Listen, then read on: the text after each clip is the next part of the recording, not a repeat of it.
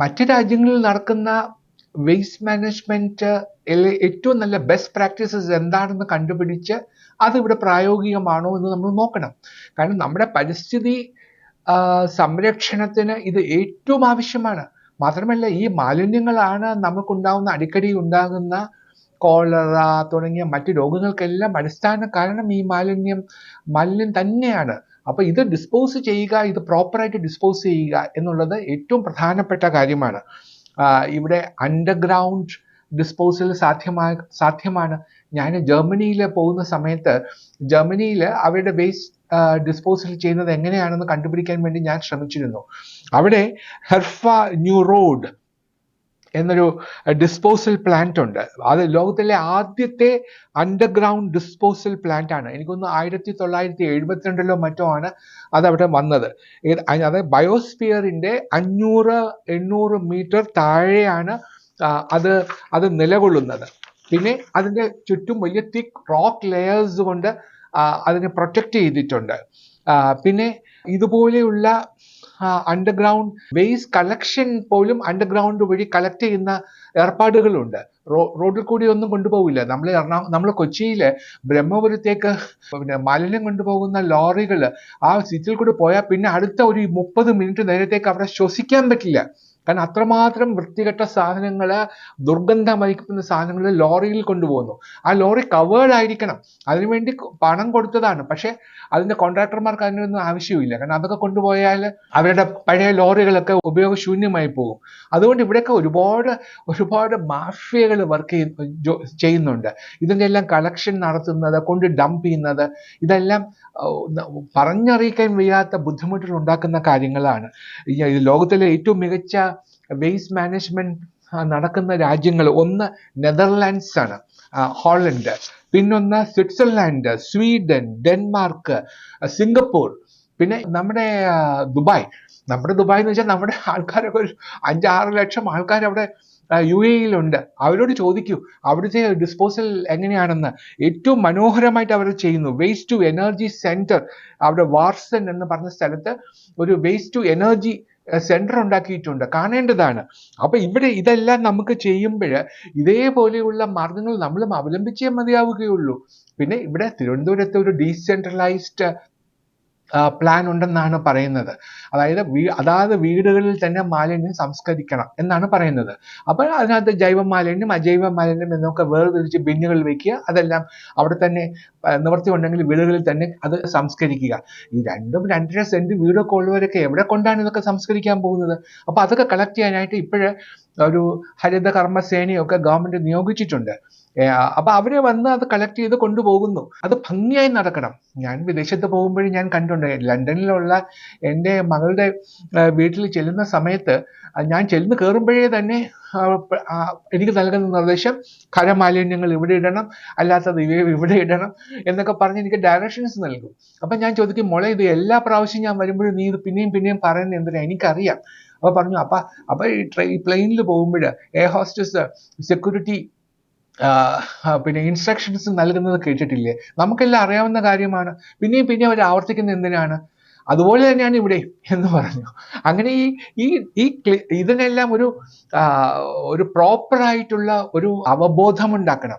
കൊച്ചു കുഞ്ഞുങ്ങൾക്ക് വരെ അറിയാം ഇത് എന്താണ് പിന്നെ ബയോഡിഗ്രേഡബിൾ അല്ലാത്തത് എന്താണെന്നൊക്കെ അവർക്ക് അറിയാവുന്നതാണ്. അവിടെ കിൻഡർ ഗാർഡൻ മുതൽ പഠിപ്പിക്കുന്നു. ഇങ്ങനെ ഒരു സമ്പ്രദായം നമ്മുടെ നാട്ടിലുണ്ടോ? ഇവിടെ അങ്ങനെയുള്ള ഒരു ഏർപ്പാടുണ്ടോ? ഇവന് എവിടെയെങ്കിലും എടുത്ത് എന്തും വലിച്ചെറിയാമെന്ന് പറയുന്നു. ഇവിടെ ഇതിനൊക്കെ ശിക്ഷിക്കാനുള്ള വകുപ്പുകളുണ്ട്. ഇപ്പൊ ഞാൻ പറഞ്ഞു, ഞങ്ങൾ ക്ലീൻ ചെയ്ത ഓടകളുടെ സൈഡിലെല്ലാം പിന്നെ ക്ലോസ് സർക്യൂട്ട് ക്യാമറാസ് വെച്ചിട്ടുണ്ട്. ഇപ്പൊ എത്രയധികം ക്യാമറകൾ വെച്ചിട്ട് എത്ര പേരെ നമ്മൾ ശിക്ഷിച്ചു. കഴിഞ്ഞൊരു ദിവസം ഞാൻ രാവിലെ ഭാര്യയുമൊത്ത് നടക്കാൻ പോകുമ്പോൾ നമ്മുടെ ഏറ്റവും പ്രധാനപ്പെട്ട റോഡ് എന്ന് പറയുന്നത് കൗടിയാർ മുതൽ വെള്ളയമ്പലം വരെയുള്ള രാജവീതിയാണ്. അവിടെ പോകുമ്പോൾ ഒരു ഭാര്യയും ഭർത്താവും സ്കൂട്ടറിൽ പോവുകയാണ്. ഭാര്യ പുറകിൽ നിന്ന് അങ്ങോട്ടും ഇങ്ങോട്ടും ഒക്കെ നോക്കുന്നുണ്ട്, എന്തോ നഷ്ടപ്പെട്ടതുപോലെ. അവർ കുറച്ച് കഴിഞ്ഞ് സ്കൂട്ടറിൽ നിന്ന് സ്ലോ ഡൗൺ ചെയ്തു. ഭാര്യ കയ്യിലിരുന്ന പ്ലാസ്റ്റിക് പാക്കറ്റ് എടുത്ത് ഒറ്റ എയർ. എൻ്റെ മുമ്പിലാണ് അത് വന്ന് വീണത്. അപ്പോൾ തന്നെ അത് പൊട്ടിത്തെറിച്ചു. അതിനകത്തുണ്ടായിരുന്ന വൃത്തികെട്ട സാധനങ്ങൾ എന്തൊക്കെയാണെന്ന് പറയാൻ നിവർത്തിയില്ല. എന്നാൽ അപ്പുറത്ത് കോർപ്പറേഷൻ 2 ബിന്നുകൾ വെച്ചിട്ടുണ്ട്. അവിടെ ഒന്ന് സ്ലോ ഡൗൺ ചെയ്ത് അവിടേക്കൊന്ന് കൊണ്ടിടുക, അത് ചെയ്യില്ല. നമ്മുടെ ഇത്രയും വലിയ പൗരബോധമാണ് നമുക്കുള്ളത്.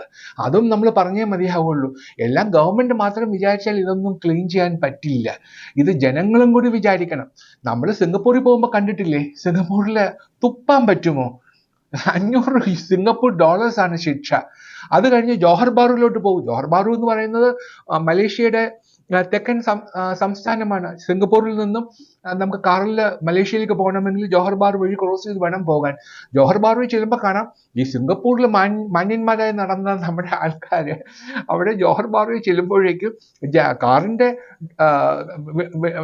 വിൻഡോ സ്ക്രീൻ അത് താഴ്ത്തി അതിൽ കൂടി കുപ്പിയും ഗ്ലാസും എല്ലാം വലിച്ചെറിയും. എന്ത് മാലിന്യം എറിയാം, ഒരു പ്രശ്നവുമില്ല. അപ്പൊ എവിടെയൊക്കെ ശിക്ഷയുണ്ടോ അവിടെയൊക്കെ ആളുകൾ മര്യാദയ്ക്ക് നടക്കും. കാരണം ഇവിടെ അങ്ങനെ ഒരു പരിപാടിയില്ല. ഇവിടെ നമ്മൾ ഇത് ആളുകൾ പറയും. ഇപ്പൊ കൈകയറ്റത്തിന്റെ കാര്യം ഞാൻ നേരത്തെ പറഞ്ഞു. വൻകിട കൈകയറ്റങ്ങൾ നമ്മൾ തൊടില്ല. ചെറിയ കൈകയറ്റങ്ങൾ മാത്രമേ ഒഴിപ്പിക്കുകയുള്ളൂ. ഞാനും ഒരു വൻകിട കൈകയറ്റം ഒഴിപ്പിക്കാൻ ശ്രമിച്ച ആളാണ്. അദ്ദേഹം ഇവിടെ കിഴക്കേക്കോട്ടയിലെ ഒരു വലിയ വൻകിട ഒരു മുതലാളി അദ്ദേഹത്തിന്റെ വലിയൊരു ഹോട്ടൽ പണിതിട്ടുണ്ട്. അപ്പൊ അതിന്റെ അടിയിൽ കൂടി ഞങ്ങളുടെ ഓർഡർ പോകുന്നു. അപ്പൊ അത് ശരിയല്ല എന്ന് പറഞ്ഞപ്പോഴേ അദ്ദേഹം കോടതിയിൽ കൊണ്ടുപോയി അതിനെ ചാലഞ്ച് ചെയ്തു. കോടതിയിൽ അദ്ദേഹത്തിന്റെ ആർഗ്യുമെന്റ് എന്തായിരുന്നു? എന്റെ കെട്ടിടത്തിന്റെ അടിയിൽ കൂടി ഓർഡർ പോകുന്നുണ്ട് സത്യം, പക്ഷേ ഞാൻ ആ വെള്ളം അതിന്റെ പോക്ക് ഞാൻ തടസ്സപ്പെടുത്തിയിട്ടില്ല എന്നാണ്. അങ്ങനെയാണെങ്കിൽ നാളെ കരമനയാറിൻ്റെ 2 വശത്തും 4 തൂണുകൾ ഉണ്ടാക്കിയിട്ട് അതിൻ്റെ മീതെ വീട് വെച്ചിട്ട് എനിക്ക് പറയാമല്ലോ, ഞാൻ കരമനയാറ്റിലെ വെള്ളമൊന്നും ഒഴുക്കൊന്നും ഞാൻ തടസ്സപ്പെടുത്തിയിട്ടില്ല, എൻ്റെ മുകളിലാണ് വീടിരിക്കുന്നതെന്ന്. എന്ത് ആർഗ്യുമെൻ്റാണ്? പക്ഷെ കോടതിയിൽ ചെന്നു, ഹൈക്കോടതി അത് സമ്മതിച്ചില്ല. സുപ്രീം കോടതി പോയി, സുപ്രീം കോടതി അത് സ്റ്റേ ചെയ്തു. 2016 സ്റ്റേ ചെയ്തത് 2024 വെക്കേറ്റ് ചെയ്തിട്ടില്ല. അപ്പം നമ്മൾ ഇതിനകത്ത് ഈ ഇടത് വലത് വ്യത്യാസങ്ങളൊന്നുമില്ല. ആരെങ്കിലും പ്രത്യേകിച്ച് കുറ്റപ്പെടുത്തുകയാണെന്ന് ദയവായി ധരിക്കരുത്. ഈ വൻകിട കയ്യേറ്റക്കാരെ തൊടാൻ നമുക്ക് സാധിക്കില്ല. ഇവിടെ തിരുവനന്തപുരം നഗരത്തിലെ കൊച്ചി നഗരത്തിലൊക്കെ പോയി നോക്കൂ. ഇവിടെ കയ്യേറിയിരിക്കുന്നതെല്ലാം വൻകിട മുതലാളിമാർ കയ്യേറിയിരിക്കുന്ന സ്ഥലത്ത് തൊടില്ല. പിന്നെ പാവങ്ങൾ എവിടെയെങ്കിലുമൊക്കെ കയ്യേറിയിട്ടുണ്ടെങ്കിൽ അതൊക്കെ ഞാൻ നേരത്തെ ചെയ്ത പോലെ ഇടിച്ചു കളയും. പാവപ്പെട്ട ആൾക്കാർ, അവർക്കൊന്നും ചോദിക്കാനും പറയാനും ആരുമില്ല, ആരും ചോദ്യം ചെയ്യുകയില്ല. അത് വേണ്ടെന്നല്ല ഞാൻ പറഞ്ഞത്, അതും വേണം. അതോടൊപ്പം തന്നെ വൻകിട കയ്യേറ്റങ്ങൾ ഒഴിവാക്കുകയും വേണം. ഇനിയും ഓപ്പറേഷൻ അനന്ത 2ാം ഘട്ടം എന്തുകൊണ്ട് തുടർന്നില്ല എന്നൊരു ചോദ്യം ഒരുപക്ഷെ നിങ്ങൾ ഉന്നയിച്ചേക്കാം. എനിക്ക് അറിഞ്ഞുകൂടാ സത്യത്തിൽ.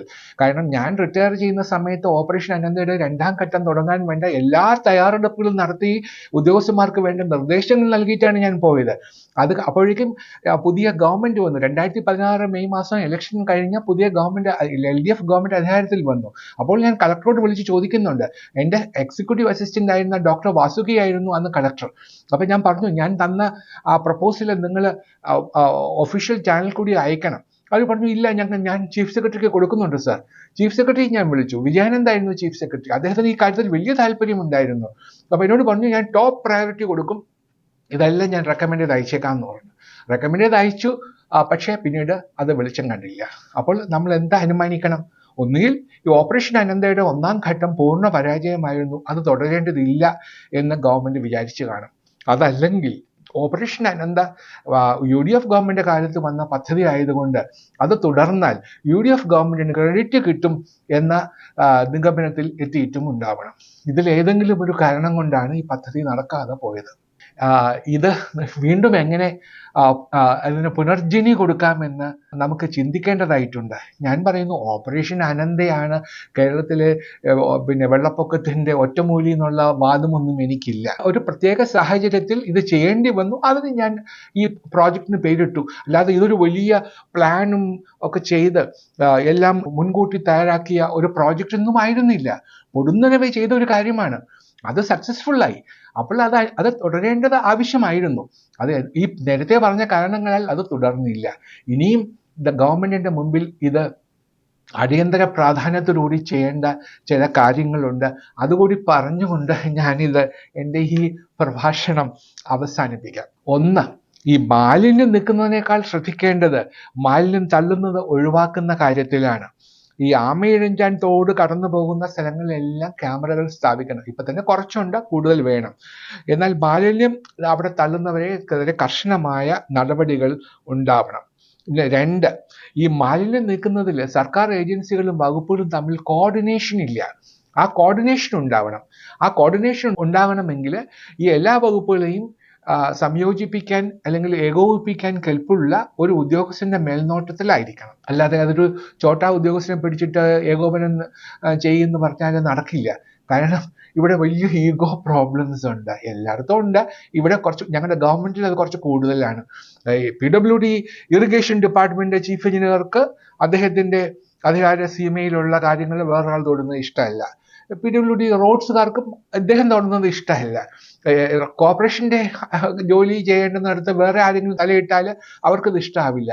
ഇങ്ങനെ എല്ലാ ഏജൻസികളും ഇപ്പൊ ഇവിടെ നോക്കൂ, ഇവിടെ റെയിൽവേ ഉണ്ട്, നാഷണൽ ഹൈവേ ഉണ്ട്, ഇറിഗേഷൻ മേജർ ഉണ്ട്, മൈനർ ഉണ്ട്, റോഡ്സ് ഉണ്ട്, പിന്നെ Trivandrum corporation, Trivandrum development authority, അവർക്ക് ഇതിനകത്ത് വലിയ കാര്യമൊന്നുമില്ല.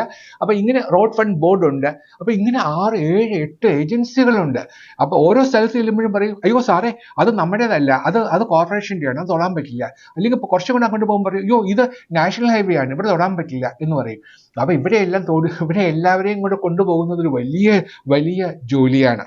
നേരത്തെ നമ്മൾ പറഞ്ഞില്ലേ, ഇവിടെ ഈ പ്രശ്നം ഉണ്ടായ സമയത്ത് ഇവിടെ കോർപ്പറേഷൻ മേയർ പറയുന്നുണ്ടായിരുന്നു, ഞങ്ങൾ ജനുവരിയിൽ റെയിൽവേക്കാർക്ക് നോട്ടീസ് കൊടുത്തതാണ്, അവിടെ ക്ലീൻ ചെയ്യണം എന്ന് പറഞ്ഞു. എന്നിട്ട് അവർ ചെയ്തില്ല, മറുപടി നൽകിയില്ല, മീറ്റിങ്ങിന് അവർ വന്നില്ല എന്നൊക്കെ വിലപിക്കുന്നുണ്ടായിരുന്നു. ജനുവരിയിൽ കൊടുത്തിട്ട് ഈ പ്രശ്നം ഉണ്ടായത് ജൂലൈ മാസത്തിലാണ്. അപ്പോൾ ഒന്ന് ആലോചിച്ച് നോക്കൂ, ജനുവരി കഴിഞ്ഞു, ഫെബ്രുവരി, മാർച്ച്, ഏപ്രിൽ, മെയ്, ജൂൺ, 5 മാസങ്ങൾ അല്ലെങ്കിൽ 6 മാസങ്ങളായിട്ട് മറുപടി കിട്ടാതെ ഇവിടെ അങ്ങോട്ടും ഇങ്ങോട്ടും കത്തയച്ചുകൊണ്ടിരിക്കുകയാണ്. എന്ത് കാര്യത്തിനാണ്? ഇതിങ്ങനെയാണോ നമ്മളൊരു കാര്യങ്ങൾ നടപ്പിലാക്കേണ്ടത്? ഒരാളെ കത്തയച്ചാൽ അതിന് മറുപടി കിട്ടിയില്ലെങ്കിൽ അതിന്റെ മേലധികാരിയോട് നമ്മൾ പറയണം. റെയിൽവേ DRM സഹകരിക്കുന്നില്ലെങ്കിൽ ഡിവിഷണൽ മാനേജറോട് പറയണം, അല്ലെങ്കിൽ സദേൺ റെയിൽവേ ജനറൽ മാനേജറോട് പറയണം, അതുമല്ലെങ്കിൽ നേരിട്ട് റെയിൽവേ ബോർഡ് ചെയർമാനോട് തന്നെ പറയണം. നമുക്ക് ഡൽഹിയിൽ നമ്മുടെ ക്യാബിനറ്റ് റാങ്കിലുള്ള ഒരു മുൻ മന്ത്രി അവിടെ നമ്മളുടെ റെപ്രസെൻറ്റേറ്റീവായിട്ട് അവിടെ ഇരിപ്പുണ്ട്. നമുക്ക് 2 IAS ഉദ്യോഗസ്ഥന്മാരുണ്ട് ഡൽഹിയിൽ. അപ്പൊ എല്ലാം ജോലി എന്താ? ഇങ്ങനെയുള്ള കാര്യങ്ങളെല്ലാം ഗവൺമെന്റ് ഓഫ് ഇന്ത്യയിൽ പറയേണ്ട കാര്യങ്ങളെല്ലാം അവിടെ പറഞ്ഞ് അതിന് വേണ്ട ക്ലിയറൻസ് മേടിച്ചു കൊടുക്കണം. അവരവിടെ ഇരുന്നുകൊണ്ട് ഇവിടുത്തെ കാര്യങ്ങളൊന്നും അറിയില്ല, അവരെ അങ്ങോട്ട് അറിയിക്കണം. അതാണ് വേണ്ടത്. അപ്പൊ കാര്യങ്ങൾ ചെയ്യുന്നതിന് നമുക്ക് നല്ല കോർഡിനേഷന്റെ ആവശ്യമുണ്ട്. ഈ നഗര മാലിന്യം നമ്മളിപ്പോൾ കളക്ട് ചെയ്യുന്നു, എല്ലാം കളക്ട് ചെയ്ത് ഇപ്പൊ നോക്കിക്കൊള്ളൂ, അടുത്ത 1-2 ആഴ്ച കൊണ്ട് വൻ തോതിലുള്ള മാലിന്യ നിർമ്മാർജ്ജനം നടക്കും, ഉറപ്പാണ്. പക്ഷേ ഈ മാലിന്യങ്ങളെല്ലാം കൊണ്ട് എവിടെ കൊണ്ടാണ് ഡംപ് ചെയ്യാൻ പോകുന്നത്? എങ്ങനെയാണ് ഇത് സംസ്കരിക്കുന്നത്? അപ്പൊ അത് സംസ്കരിക്കുന്നതെന്നുണ്ടെങ്കിൽ നമുക്ക് ഒരു പ്ലാന്റ് ഉണ്ടാവണം. ആ പ്ലാന്റിന്റെ കാര്യമാണ് ഞാൻ പറഞ്ഞത്. നമുക്ക് പുറത്തുണ്ടാക്കാൻ എനിക്ക് തോന്നുന്നില്ല തിരുവനന്തപുരം നഗരത്തിൽ എവിടെയെങ്കിലും ഒരു മാലിന്യ നിർമ്മാർജ്ജന പ്ലാൻ ഉണ്ടാക്കാൻ ജനങ്ങൾ സമ്മതിക്കുമെന്ന്. അപ്പൊ നമുക്ക് അണ്ടർഗ്രൗണ്ടിൽ ചെയ്യുകയോ അങ്ങനെയുള്ള പുതിയ മാർഗങ്ങൾ നോക്കണം. മറ്റു രാജ്യങ്ങളിൽ ചെയ്യുന്നത് എന്തെല്ലാം മാർഗങ്ങളുണ്ട്, അതിൽ ഏതാണ് ഇവിടത്തേക്ക് ഏറ്റവും ഇഫക്റ്റീവ് എന്ന് കണ്ടുപിടിച്ച് അത് നമ്മൾ ചെയ്യേണ്ടതായിട്ടുണ്ട്. ഇതിനോടൊപ്പം വേറൊരു കാര്യം കൂടി പറയാനുണ്ട്. കാരണം ഈ കോർഡിനേഷൻ ഒക്കെ വേണം എന്ന് നമ്മൾ പറയുന്നു. ആദ്യം നമ്മൾ ചോദിക്കേണ്ട ഒരു ചോദ്യമുണ്ട്, ഇവിടെ ഇതിനൊരു പ്ലാൻ ഉണ്ടോ? ഞാൻ ഇത് ഓപ്പറേഷൻ അനന്ത് നടത്തിയപ്പോൾ ഇതേ ചോദ്യം ചോദിച്ചു. അന്ന് എഞ്ചിനീയർമാർ കൈമലർത്തി. അപ്പോഴാണ് ഞാൻ ആർക്കൈവ്സ് ഡിപ്പാർട്ട്മെന്റിൽ പോയി തിരുവിതാംകൂർ മഹാരാജാവിന്റെ കാലത്ത് അന്നത്തെ ദിവാനായിരുന്ന CP രാമസ്വാമി അയ്യർ ഉണ്ടാക്കിയ പ്ലാൻ കൊണ്ടുവന്നത്. അത് നോക്കിയാണ് ഞങ്ങൾ ഓർഡറുകളൊക്കെ കണ്ടുപിടിച്ചത്. അതൊക്കെ പോയി, ഇനിയിപ്പോൾ അതൊന്നും നോക്കിയിട്ട് കാര്യമില്ല. ഇന്ന് നമുക്ക് 2024 നമുക്ക് നമ്മുടെ തിരുവനന്തപുരം നഗരത്തിന് ഉള്ള ഒരു വേസ്റ്റ് മാനേജ്മെന്റ് പ്ലാൻ ഉണ്ടാവണം. ആ പ്ലാൻ അനുസരിച്ച് വേണം എല്ലാ കാര്യങ്ങളും ചെയ്യാൻ. അങ്ങനെ ഒന്നും ഉണ്ടാക്കേണ്ടത് ഏറ്റവും അത്യാവശ്യമാണ്. ഇനിയൊരു കാര്യം ഉണ്ട്, എന്താ? നമ്മൾ ഓടകൾ വൃത്തിയാക്കുക മാത്രമല്ല ചെയ്യേണ്ടത്, നമ്മളിവിടെ എത്ര കുളങ്ങളാണ് നമ്മൾ നികത്തിയത്. തിരുവനന്തപുരത്ത് എത്ര കുളങ്ങൾ ഉണ്ടായിരുന്നു? ഇന്ന് ആ കുളങ്ങൾ വല്ലതും ഉണ്ടോ? നമ്മൾ സെക്രട്ടേറിയറ്റിന്റെ താഴോട്ട് ഇറങ്ങി വരുമ്പോൾ അവിടെ ഒരു കുളം ഉണ്ടായിരുന്നു, സുബൈദാർ കുളം. ഇന്നത് അത് നികത്തി അവിടെയാണ് കേരള ഒളിമ്പിക് അസോസിയേഷന്റെ ഓഫീസ് പണിതുകൊണ്ടിരിക്കുന്നത്. പിന്നെ ഇങ്ങോട്ട് ചെങ്കൽച്ചൂളയിൽ വരും, അവിടെയും പണ്ടുണ്ടായിരുന്നു, ഇപ്പോഴതൊന്നുമില്ല. പിന്നെ മാഞ്ഞാലിക്കുളം ഉണ്ടായിരുന്നു, അതും നികത്തി. അത് ഒന്ന് റിസ്റ്റോർ ചെയ്യാൻ വേണ്ടി ഞാൻ ശ്രമിച്ചു. അപ്പോഴേ അന്ന് അവിടെയുള്ള ആൾക്കാരെല്ലാം കൂടെ എൻ്റെ വീട്ടിൽ വന്ന് പറഞ്ഞു, പൊന്നു സാറേ, സാർ ഇത് റിസ്റ്റോർ ചെയ്യുന്നത് ഞങ്ങൾക്ക് സന്തോഷമേ ഉള്ളൂ, പക്ഷേ സാറ് റിട്ടയർ ചെയ്ത് കഴിഞ്ഞാൽ പിന്നെ ഇത് വീണ്ടും തീട്ടക്കുഴിയാവും, അതുകൊണ്ട് ഇത് വേണ്ട, ചെയ്യരുതേ എന്ന് അവർ കേണപേക്ഷിക്കുകയായിരുന്നു. അതുകൊണ്ടാണ് അത് ഉപേക്ഷിച്ചത്. പിന്നെ കിഴക്കേക്കോട്ടി പോയി നോക്കൂ, പത്മതീർത്ഥ കുളം മാത്രമേ ഉള്ളൂ, പാത്രക്കുളം നികത്തിയിട്ടുണ്ട്. എല്ലായിടത്തും ഇപ്പൊ ശ്രീവരാഹത്തിൽ കുളമുണ്ട്, ഇവിടെ പത്മതീർത്ഥ കുളവും ഉണ്ട്. ഏറ്റവും സങ്കടകരമായ കാര്യം എന്താണെന്നറിയാമോ? നമ്മുടെ അമ്പലമുക്കിൽ നിന്നും മുട്ടടയ്ക്ക് പോകുന്ന റോഡുണ്ട്, അവിടെ ആ ഇറക്കം അങ്ങോട്ട് ഇറങ്ങുമ്പോൾ അവിടെ വലിയ കുളം ഉണ്ടായിരുന്നു. ആ കുളത്തിലാണ് അവിടുന്ന് പേരൂർക്കടയിൽ നിന്ന് വരുന്ന വെള്ളം, അമ്പലമുക്കിൽ നിന്ന് കൊഴുകുന്ന വെള്ളമെല്ലാം അവിടെയാണ് സമാഹരിച്ചിരുന്നത്. ഇന്നിപ്പോ കുളമില്ല. അത് നികത്തിയതാരാന്നറിയാമോ? നമ്മുടെ ജല വകുപ്പ്. അവരവിടെ നികത്തിയിട്ട് ജലഭവൻ ഉണ്ടാക്കിയിരിക്കുകയാണ്. 5 or 6 നിലയുള്ള ഒരു കൂറ്റൻ കെട്ടിടം ഉണ്ടാക്കിയിട്ടുണ്ട്. എന്ത് പ്ലാനിങ് ആണ് ഇതിൻ്റെയൊക്കെ പിന്നിലുള്ളത്? ഞാൻ ചീഫ് സെക്രട്ടറി ആയിരുന്ന സമയത്ത് ഈ പ്രോഗ്രാം നടത്തിയപ്പോഴേ ഞാൻ കളക്ടർമാരോട് വിളിച്ചിട്ട് പറഞ്ഞു, നോക്കൂ, നല്ലൊരു ഓപ്പർച്യൂണിറ്റിയാണ്. നിങ്ങളുടെ ജില്ലകളിലുള്ള ഇതേപോലെ ഉള്ള വലിയ കുളങ്ങൾ ഉണ്ടെങ്കിൽ അതൊക്കെ റീസ്റ്റോർ ചെയ്യാൻ ഈ നിയമം ഉപയോഗിച്ച് നമുക്ക് ചെയ്യാൻ സാധിക്കും. ഞാൻ പണ്ട് കളക്ടർ പാലക്കാടായിരുന്ന സമയത്ത് അവിടെ 1000-ലധികം കുളങ്ങൾ ജലനിധി എന്ന പദ്ധതിയിൽ ഞാൻ റീസ്റ്റോർ ചെയ്തിട്ടുണ്ട്. അങ്ങനെയാണ് അവിടെ ഞങ്ങൾ വരൾച്ചയെ നേരിട്ടത്. അതുപോലെ ചെയ്യണമെന്ന് പറഞ്ഞു. നമ്മുടെ കണ്ണൂർ കളക്ടറായിരുന്ന ബാൽകിരൺ ഈ തക്കം നോക്കി അവിടുത്തെ 3 കുളങ്ങൾ, കണ്ണൂർ ജില്ലയിലെ 3 വലിയ കുളങ്ങൾ, വലിയ കുളം, മുതലക്കുളം എന്നൊക്കെ പറഞ്ഞ പേരുള്ള കുളങ്ങൾ വൃത്തിയാക്കാനായിട്ട് ഒരുമ്പെട്ടു. ഞാൻ അതിന് പൂർണ്ണ പിന്തുണ കൊടുത്തു. അപ്പോൾ ആദ്യം ആ കുളം വൃത്തിയാക്കാൻ നോക്കുമ്പോൾ കോൺട്രാക്ടേഴ്സ് വരാൻ തയ്യാറായിരുന്നില്ല. അത്രമാത്രം പിന്നെ മാലിന്യം കൂമ്പാരമായിരുന്നു. ആർക്കും ചെയ്യാൻ ധൈര്യം ഉണ്ടായിരുന്നില്ല. അവസാനം വിയൂർ സെൻട്രൽ ജയിലിൽ കിടന്ന പിന്നെ പ്രിസണേഴ്സിനെ കൊണ്ടുവന്നിട്ടാണ് ആദ്യത്തെ ക്ലീനിങ് ഓപ്പറേഷനൊക്കെ നടത്തിയത്. ഇത് നിങ്ങൾ കണ്ണൂരിലൊന്ന് പോയി നോക്കൂ, എത്ര മനോഹരമായിട്ടാണ് ആ കുളം സംരക്ഷിക്കപ്പെട്ടിരിക്കുന്നത്. ബഹുമാനപ്പെട്ട പിണറായി വിജയൻ കേരള മുഖ്യമന്ത്രി ആയ സമയത്ത് ആദ്യം അദ്ദേഹം ചെയ്ത പബ്ലിക് ഫംഗ്ഷൻ അതായിരുന്നു. അതാണ് ഉദ്ഘാടനം ചെയ്തത്. ഞാനും ഉണ്ടായിരുന്നു ആ ദിവസം അദ്ദേഹത്തിനോടൊപ്പം. അങ്ങനെ നമ്മൾ കുളങ്ങൾ സംരക്ഷിക്കണം. നമ്മൾക്ക് കഴിയുമെങ്കിൽ നികന്നു പോയ കുളങ്ങളൊക്കെ നമുക്കൊന്ന് റീസ്റ്റോർ ചെയ്യാൻ, അതിനൊരു പുനർജന്മം കൊടുക്കാൻ പറ്റുമോ, ഒരു പുനർജന്യം കൊടുക്കാൻ സാധിക്കുമോ എന്ന് നോക്കണം. അത് പ്രായോഗികമാണെങ്കിൽ അത് ചെയ്യുക തന്നെ വേണം. അതല്ലെങ്കിൽ ഇനി ഒരെണ്ണവും നികത്താൻ അനുവാദം കൊടുക്കരുത്, എന്ത് കാര്യത്തിലായാലും. കാരണം 22 മീറ്ററൊക്കെ വീതി ഉണ്ടായിരുന്ന പാർവതി പുത്തനാറിൽ നിന്ന് 10-12 മീറ്ററേ വീതിയുള്ളൂ. എന്താണ് കാരണമെന്ന് കണ്ടുപിടിക്കണം. അവിടെ എല്ലാം കയ്യേറ്റങ്ങൾ ഉണ്ടായി. ആരുടേതാണെന്നും ഞാൻ പറയുന്നില്ല, അതൊക്കെ കണ്ടുപിടിക്കാവുന്ന കാര്യങ്ങളേ ഉള്ളൂ, ഒരു പ്രയാസമുള്ള കാര്യങ്ങളല്ല. അപ്പൊ ഇതൊക്കെ ചെയ്യണമെന്നുണ്ടെങ്കിൽ നമുക്ക് ഇതിനൊരു വലിയ പ്ലാനും പദ്ധതിയും ഉണ്ടാവണം. ഇതിന് നല്ല ഒരു നേതൃത്വം ഉണ്ടാവണം. എല്ലാത്തിലും ഉപരി വേണ്ടത് എന്താണെന്നറിയാമോ? ഒരു ഇച്ഛാശക്തിയാണ്. ആ ഇച്ഛാശക്തി ഉണ്ടാവണം. മാലിന്യ നിർമ്മാർജ്ജനത്തിന് ഒരു IAS ഓഫീസറെ നിയോഗിച്ചാൽ പ്രശ്നമൊന്നും അങ്ങ് പരിഹരിക്കില്ല, ഞാൻ ഉറപ്പ് പറയാം. കാരണം ഒന്നാമത് ഈ IAS ഓഫീസേഴ്സ് എന്ന് പറയുന്ന ഈ ട്രൈബിന്, ഞാനിപ്പോൾ IAS ഓഫീസർ അല്ലാത്തത് കൊണ്ടാണ് അങ്ങനെ പറയുന്നതെന്ന് വിചാരിക്കരുത്, ഞാൻ ഉൾപ്പെടെയുള്ള ട്രൈബിന് നല്ല ഗ്ലാമറസ് ജോലികളാണ് ഇഷ്ടം. അപ്പം ടൂറിസം സെക്രട്ടറി ആകണമോ അതോ പിന്നെ മാലിന്യ നിർമ്മാർജ്ജന വകുപ്പിന്റെ സെക്രട്ടറി ആകണോ എന്ന് ചോദിച്ചാൽ ആരാണ് മാലിന്യ നിർമ്മാർജ്ജനം ചെയ്യാൻ വരിക? ഒരിക്കലും വരില്ല. കാരണം അതിനകത്ത് എന്ത് സ്കോപ്പാണുള്ളത്? ഡൽഹിക്ക് പോകാൻ പോലും പറ്റില്ല, പിന്നെ വേണ്ട ഫോറിൻ ട്രിപ്പ്. അപ്പൊ ഈ വക കാര്യങ്ങളൊക്കെ ചെയ്യണമെന്നുണ്ടെങ്കിൽ ഇതിനോട് താല്പര്യമുള്ള കമ്മിറ്റ്മെന്റ് ഉള്ള ഉദ്യോഗസ്ഥന്മാരെ കണ്ടുപിടിച്ച് അവരെ പണി ഏൽപ്പിക്കണം. അങ്ങനെയുള്ളവരുണ്ട് സർക്കാരിൽ, വളരെ കമ്മിറ്റ്മെന്റ് ഉള്ള എത്രയോ പേരെ ഞാൻ കണ്ടിട്ടുണ്ട്. അപ്പൊ അവരെയൊക്കെ തേടിപ്പിടിച്ച് ഇത് ഏൽപ്പിക്കുകയും അവർക്ക് വേണ്ട പിന്തുണ കൊടുക്കുകയും സ്വാതന്ത്ര്യം കൊടുക്കുകയും വേണം. നിങ്ങൾ ഇത് ചെയ്യുക, ഒരു കാരണവശാലും ഞങ്ങൾ ഇന്റർഫിയർ ചെയ്യുന്നു. ഉമ്മൻചാണ്ടി സാർ പറഞ്ഞതുപോലെ ഇങ്ങനെയും ചെയ്യണം. അങ്ങനെയൊക്കെ ചെയ്യുമ്പോഴാണ് ഈ പ്രശ്നത്തിനൊരു പരിഹാരം ഉണ്ടാക്കുന്നത്. അങ്ങനെ ചെയ്യാൻ ഇടവരട്ടെ എന്ന് പ്രാർത്ഥിക്കുകയല്ലാതെ മറ്റൊരു മാർഗവുമില്ല. ഈ വീഡിയോ കണ്ടുകൊണ്ടിരിക്കുന്ന എൻ്റെ മാന്യ സുഹൃത്തുക്കളോട് എനിക്കൊരു അപേക്ഷയുണ്ട്. നിങ്ങളിതെല്ലാം കാണുന്നു എന്നുള്ളതിൽ എനിക്ക് വലിയ സന്തോഷമാണ്, അതിലെനിക്ക് വലിയ കൃതാർത്ഥതയുമുണ്ട്. എങ്കിലും ഞങ്ങളുടെ ഈ ഭാവിക എന്ന് പറയുന്ന ഈ പരിപാടിയെ നിങ്ങൾ സപ്പോർട്ട് ചെയ്യുന്നു എന്ന് കാണിക്കാൻ ദയവായി ഇതൊന്ന് സബ്സ്ക്രൈബ് ചെയ്യണം. അത് 1. 2, നിങ്ങളിത് കണ്ടിട്ടുള്ള കമൻറ്റ്സ് എൻ്റെ പേഴ്സണൽ നമ്പറിലേക്ക് അയക്കുകയാണ്, വാട്സപ്പ് നമ്പറിലേക്ക് അയക്കുകയാണ്. അത് വേണ്ട കേട്ടോ. ഇത് കമൻറ്റ്സ് കോളത്തിൽ തന്നെ എഴുതണം. കാരണം ഇതിനകത്തുള്ള അഭിപ്രായം, നിങ്ങളുടെ അഭിപ്രായങ്ങൾ വളരെ പ്രധാനമാണ്. നിങ്ങൾ പറയുന്ന അഭിപ്രായങ്ങൾ കേട്ടിട്ട് മറ്റുള്ളവരും അത് കേട്ട് അഭിപ്രായം പ്രകടിപ്പിക്കും. അങ്ങനെ നമുക്ക് ഒരു വലിയ ഡിസ്കഷൻ ഫോറം തന്നെ ഉണ്ടാക്കണം. അതൊക്കെയാണ് ഇതിൻ്റെ ഉദ്ദേശങ്ങൾ. അതുകൊണ്ട് ഇതിനുള്ള കമൻറ്റ്സ് ദയവായി ഈ യൂട്യൂബ് ചാനലിലെ കമൻറ്റ്സ് എന്ന് എഴുതുന്ന ആ കോളത്തിൽ തന്നെ എഴുതാനും മറക്കരുത്. അടുത്ത ആഴ്ച നമുക്ക് വീണ്ടും കാണാം.